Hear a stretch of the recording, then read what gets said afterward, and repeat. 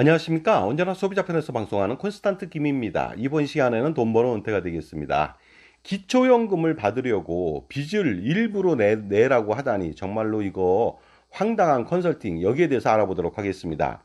컨설팅을 잘못하는 경우는 굉장히 많죠. 그 다음에 황당한 경우도 많이 있습니다. 가령 보험금을 타려고 기찻길에서 기차에 치여서 발목을 절단하는 사례도 있었거든요. 이렇게 된다면 2급 장애를 받아서 평생 장애 연금하고 장애 급여금을 받을 수가 있기 때문이죠. 그래서 장애연금을 받기 위한 이러한 컨설팅을 만약에 전문가가 해준다면 이거 정말로 상당히 부적절하지 않습니까? 그리고 이것은 보험 사기죠. 위법이 되겠습니다. 그런데 이러한 확실하게 위법인 컨설팅을 하는 경우도 있지만은요, 잘 모르지만 은연중에 말도 안 되는 그런 컨설팅도 있다 보니까 여러분 조심하실 필요가 있는 것 같습니다. 자, 그런데요, 이런 사례가 실질적으로 생길 수도 있습니다. 기초연금을 받기 위해서 주택연금을 가입하라고 하는 전문가의 이야기를 듣고 나서 과연 그렇게 해도 좋은지 저한테 질문하는 사례가 있었습니다. 그래서 제가 절대 안 된다는 말씀을 드리면서 모두가 다 공유했으면 좋을 것 같아서 제가 영상을 제작해서 업로드하는 것이니까 잠깐 한번 들어보시기 바랍니다. 결론적으로 말씀드려왔고요. 기초연금을 받기 위해서 주택연금을 가입해서 부채를 늘린다?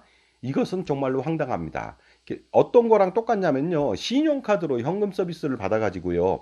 적금을 가입하는 행태와 다를 바가 없습니다. 이렇게 황당하고 어리석은 일을 하는 사람이 세상에 있을까요? 근데 현금 서비스 받아서 적금하는 사람은 절대로 없겠죠. 왜냐하면 다 알기 때문입니다. 하지만 기초연금을 받기 위해서 주택연금을 가입하면 좋지 않냐 하고 얘기하면 솔깃합니다. 왜냐하면 주택연금을 받으니까 연금 받았고요. 그 다음에 받았는데 동시에 기초연금도 또 받을 수 있으니까 일거양득 아니냐 이런 생각을 하는데요. 이것은 바로 말도 안 되는 것이거든요. 그러니까 자기 편에서 확실하게 현명한 판단을 할 수 있는 종합자산관리사의 도움을 받을 필요가 있는데 이렇게 얼치기 전문가라든가 제대로 알지 못하든가 다른 속셈에 있어서 이런 식으로 얘기한다면 여러분들은요 패가 망신할 수가 있으니까 조심하실 필요가 있겠죠. 자, 이것은요 말도 안 되는 컨설팅이고 황당한 조언이 아닐 수 없겠죠. 만약 이런 말을 듣고 실행하게 된다면요 순수한 순진한 그런 그 소비자들은요 소탐대실을 겪게 될 것입니다. 더 나아가서는 패가 망신할 정도로 재산적 손실을 엄청나게 보게 된다는 것이 되겠습니다. 가령 현금 서비스 받아서 적금하는 사람이요 어떤 결과가 나오는지 알아보도록 하겠습니다. 현금 서비스 이용 이자율이요 연 19%입니다. 그 돈을 받아서 대출을 받아갖고 연 3%의 투자를 한다? 이게 말이 됩니까? 그러면 자체적으로도 16% 이상 어떻습니까? 손실이 발생되는데 이런 일을 하는 사람은 절대 없는 것이죠.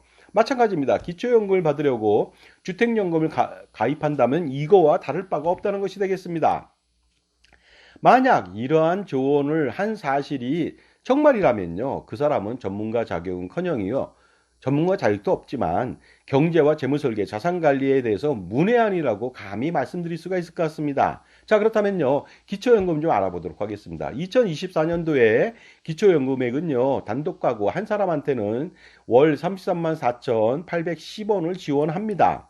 그런데 이 돈을 받으려고요. 단독가구에 그 어느 정도 소득의 인정액이 있어야 되는지 알아보도록 하겠습니다. 소득 인정액이 높다면 받지 못하거든요. 그러다 보니까 단독 가구는요. 소득 인정액으로 월 213만 원 이하인 경우 그러면요. 전체 노인 가구 중에서 70% 하위에 속하거든요. 그런 사람만 33만 4,810원을 온전하게 다 받을 수 있다는 것이 되겠습니다. 그런데 소득 인정액 213만 원은 어떻게 산출하는지 아십니까? 굉장히 복잡하거든요. 알아보도록 하겠습니다. 일단 매달 벌어들이는 소득을 평가하고요. 가지고 있는 재산에 대해서 평가를 합니다. 두 가지를 합쳐가지고 소득 인정액이 230만 원 이하인지 초과인지 그걸 판단해 보는 것이 되겠습니다. 따라서 기초연금을 받으려면 소득이 없거나 작아야 되겠죠. 소득평가액은 이렇습니다. 근로소득에서 110만 원을 빼주고요. 거기다 0.7을 곱해 70%만 인정한다는 것이죠. 그 다음에 기타 소득을 합치고요. 소득이 없는 사람도 있겠죠. 그럴 때는 재산의 월소득 환산액을 하는데요. 각종 재산에 대해서 뭐 기본 공제해주는 재산액이 있고요. 금융재산에서 2천만 원은 또 빼주고 그 다음에 금융부채가 있었을 때 이걸 빼준다는 겁니다. 그래서 주택연금을 가입하게 된다면요. 연금을 받았을 때 연금 받아서 이자까지 내야 되는데 거기에 원리금에 대해서는 채무로 인정하기 때문에 주택연금을 받으면 받을수록 채무가 점점 늘어나기 때문에 혹시라도 소득 인정액이 213만 원 너머에 있다. 그거보다 좀 더 높게 있다. 그랬을 때는 주택연금을 받아서 채무로 인정한다면 213만 원 이하로 떨어지니까 기초연금액 월 33만 4,810원을 받을 수 있다. 그래서 이러한 컨설팅을 하는 것입니다. 어떻게 보면요, 굉장히 합리적인 말 같습니다. 하지만요, 말도 안 되는 겁니다. 왜냐면요, 여우 피하려다가 호랑이 만난 격이 되겠습니다. 그리고 제가 항상 하는 말이 있습니다. 개똥 피하려고 하다가 어떻습니까? 정화저에 온통 빠지는 수모를 겪는다는 것이 되겠습니다. 이럴 경우에 충분히 이해는 되겠죠. 금융부채가 있는 경우에는 소득인정액이 그만큼 줄겠죠. 그러다 보니까 기초연금을 받을 수 있다는 것이 되겠습니다. 금융부채가 늘어나기 때문에 기초연금의 전액을 받을 수가 있겠죠. 왜냐하면요, 주택연금이라고 하는 것은 내가 벌어들인 소득이 아닙니다. 바로 내가 살고 있는 집을 담보로 맡기고 거기에서 대출을 받는 것이거든요. 그러다 보니까 대출은 채무죠. 갚지 않은 미납 이자도 채무가 되겠습니다. 그래서 원리금에 대해서 금융채무로 인정하기 때문에 바로 그 소득 인정이 떨어진다는 것이 되겠습니다. 그래서 주택연금에서 가입한 다음에 받는 모든 돈하고 갚아야 될 모든 돈은 모두 다 부채가 된다는 점 반드시 여러분 아실 필요가 있습니다. 그렇기 때문에 매월 받는 주택연금액도 부채고요. 그 다음에 매월 받았으니까 그동안 주택연금 누계액이 있잖아요. 10년, 20년, 30년. 그것도 마찬가지로 채무가 되겠습니다. 또한 주택연금 매월 받으면 이자액 내야 되겠죠. 그리고 주택연금 이자 누계액도 있습니다. 왜냐하면 주택연금 누계액에 대해서 또 이자가 누계액이 붙겠죠. 초기보증료 또 내지 않습니까? 주택가격의 1.5%. 거기에 대해서도 채무입니다. 그리고 초기보증료도 또한 이자로 또 굴러갑니다. 이것도 채무가 되겠죠. 그 다음에 연보증료라고 해서 전체 부채에 대해서 매월 0.75%로 월복리로 뗀다는 것이죠. 말도 안 되는 초기보증료하고 연보증료까지 떼다 보니까요. 나중에 어떻습니까? 노후 생활을 하면 할수록 눈덩이처럼 원리금은 불어난다. 그 중에서 이자는요. 수소폭탄급 정도로 엄청나게 늘어납니다.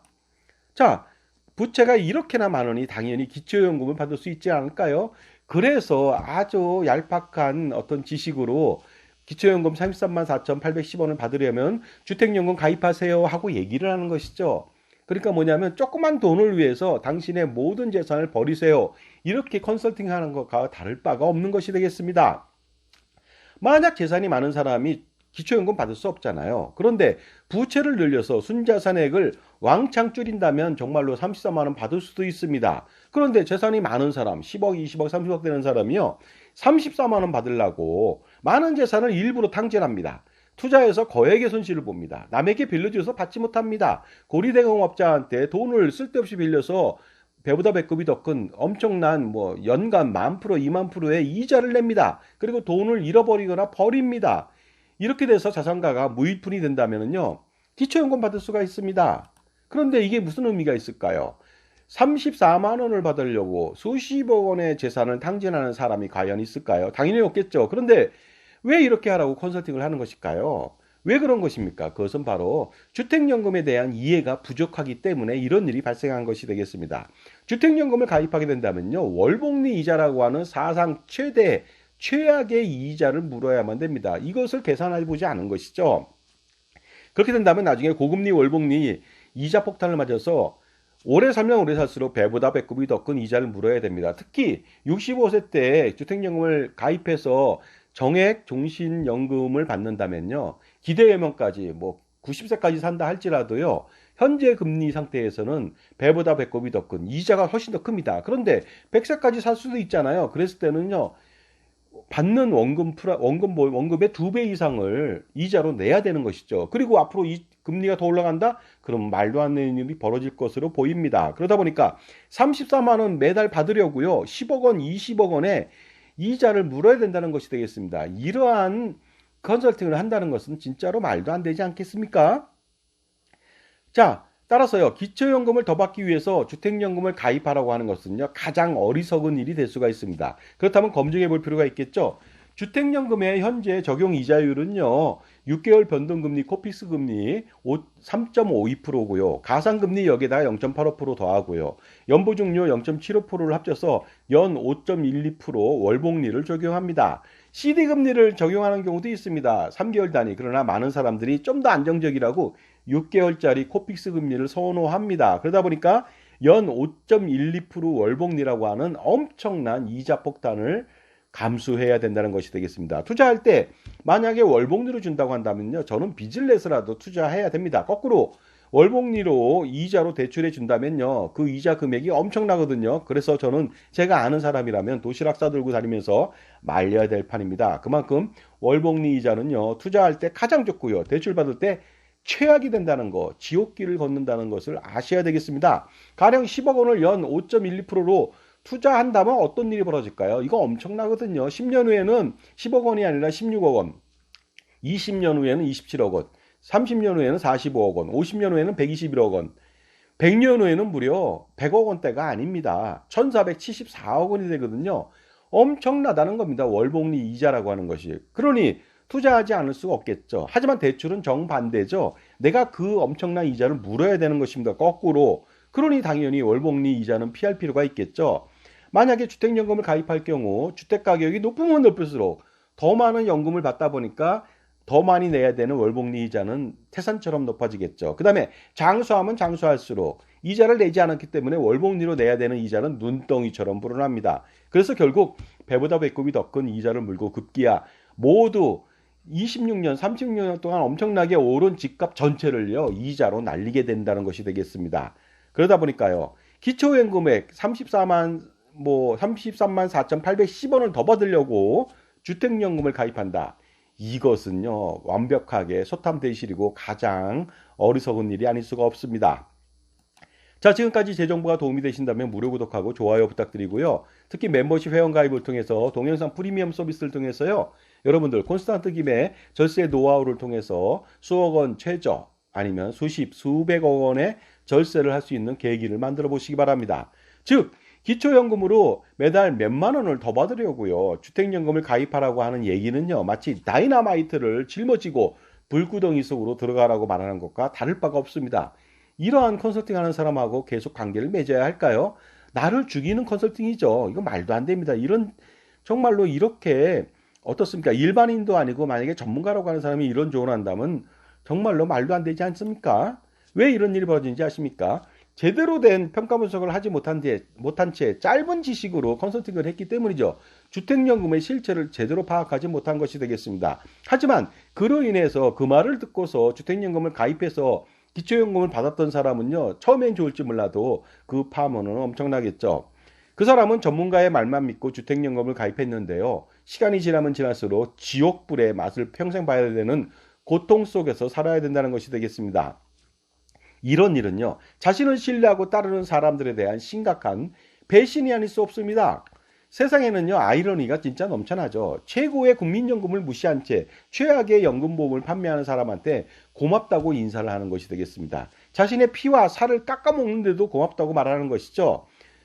자신의 노후를 완벽하게 망치게 할 수도 있는데 그런 상품을 팔아줘서 그 다음에 내가 가입하게 만들어줘서 너무너무 고맙다고 말하는 것입니다. 이 얼마나 황당하지 않을 수 없겠습니까?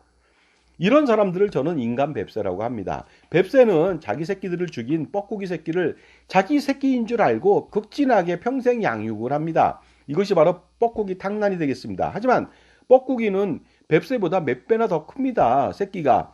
그 큰 뻐꾸기는요, 뱁새한테 모든 먹이를 받아먹고요, 어느 정도 크면 배은명덕하게 고맙다는 말도 하지 않고 뒤도 돌아보지 않고 날아가 버립니다. 사실은 뱁새한테 뻐꾸기 새끼는요, 자기 새끼들을 다 죽인, 알을 깨서 죽인, 그 다음에 둥지에서 떨어뜨려서 부화한 그 뱁새 어린 새끼들을 다 죽인 철천지 원수입니다. 그러니 때려 죽여도 시원치 않은 뻐꾸기 새끼를요, 어리석게도 사랑으로 키운다? 이거 말도 안 되지 않습니까? 자신의 노후 준비를 망칠 수 있는 연금보험을 파는 사람한테 너무 고맙습니다 말한 것과 무엇이 다르겠습니까? 그래서 제가요, 다음 영상 제작 시에는 어리석은 인간 뱁새 유형 수십 가지를 좀 알아보겠습니다. 그래서 업로드할 예정이니까 많은 시청도 바라겠습니다. 자, 지금까지요, 우리는 이런 잘못된 컨설팅을 받고 있고 잘못된 금융상품, 잘못된 연금상품을 가입한 사례가 대단히 많습니다. 여러분들, 제가 분명히 말씀드립니다. 세상에요, 반짝인다고 다 보석은 아니죠. 금은 아니죠. 그리고 더 중요한 것이 있습니다. 금 맺기를 한 것이요. 놀랍게도 금보다 더 반짝입니다. 그러니 여러분들은 속을 수밖에 없겠죠. 그래서 항상 자기 편에서 그 평생 지원하고 관리해 줄 수 있는 그 해당 분야에 대한 폭넓고 깊은 지식을 가지고 다양한 경험을 가지고 자신만의 솔루션을 가지고 항상 객관적이고 공정하게 여러분한테 물건을 파는 금융이나 보험이나 종신을 파는 것이 아니라 여러분 입장에서 금융을 구매 대리해주고 그 다음에 투자를 효율적으로 관리해주는 그런 사람을 반드시 만날 필요가 있겠죠. 그래야만 어떻습니까? 정말로 얼치기 전문가한테 속지 않고 평생을 현명하게 재산을 지키고 불릴 수가 있는 것이 되겠습니다. 감사합니다.